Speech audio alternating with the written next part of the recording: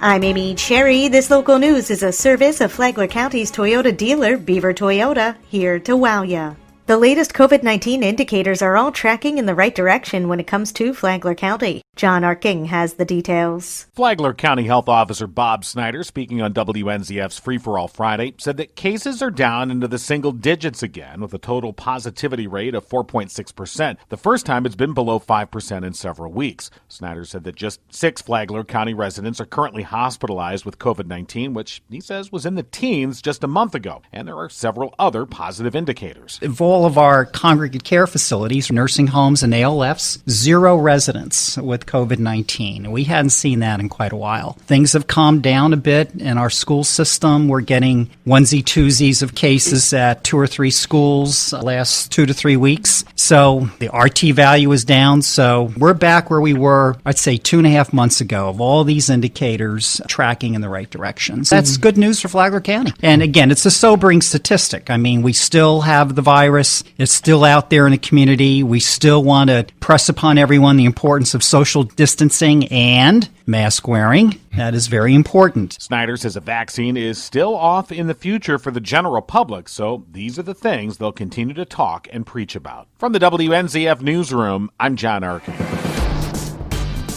Technology aids the Flagler County Sheriff's Office in a recent arrest. Karen Johnson has the story. Following a recent traffic stop, 19-year-old Zinnia O'Neill was arrested knowing her driver's license had been suspended. Then a passenger in the car, 21-year-old Jamari Baker, tried to wiggle out of the situation. Jamari had an outstanding arrest warrant for armed robbery. Flagler County Sheriff Rick Staley says the two were taken into custody. Back in April, Jamari's sister Jamea was also arrested in connection to the robbery. However, Sheriff Rick Staley says in the midst of all the lying, new technology helped to seal the fate of the criminals. I guess he didn't know we implemented rapid ID technology about 2 years ago. So the unit was brought to the scene, and we positively identified him as a fugitive wanted in an armed robbery home invasion. Staley says the entire group of criminals needs to be dealt with swiftly and sent to state prison for a long time before someone is killed.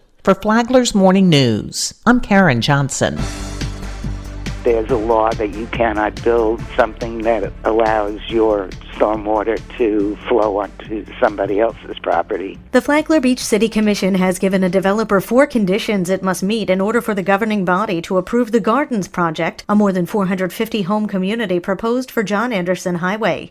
In order for the project to get a green light, Flagler Beach commissioners want the developer to pay for an independent study on flooding potential. They also want an overpass over John Anderson Highway, no future home development beyond what's slated, and perhaps most expensive, they want the developer to build or pay for sewer water reuse infrastructure. Engineers for the developer say the proposed community won't result in flooding, but so far that's not been enough to reassure elected officials. Flagler Beach Commission Chair Jane Mealy says flooding remains a chief concern. Palm Drive in Flagler Beach backs right up at the north end of the Gardens project, and Palm Drive already floods when we get good rains, and we're not sure that this isn't going to make it worse. If they can show us that it won't, then we'll be fine. Flagler County Commissioners tabled the project at their meeting last month, citing both flooding and traffic concerns, delaying any possible decision before mid-October.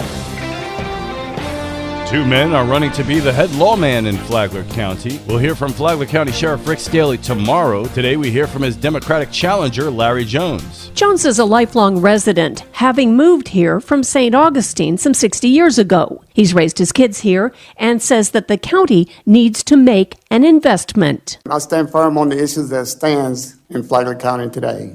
I think we need to invest in our youth today because we are losing the youth. So we have to invest in them to keep them here in Flagler County so they can make a difference for us. Jones says that since he's seen what happens to kids, he's making a promise. My pledge is to make a better Flagler County. We have to keep the kids here in Flagler County instead of putting them in jail. Jones is running as a Democrat on the November 3rd ballot.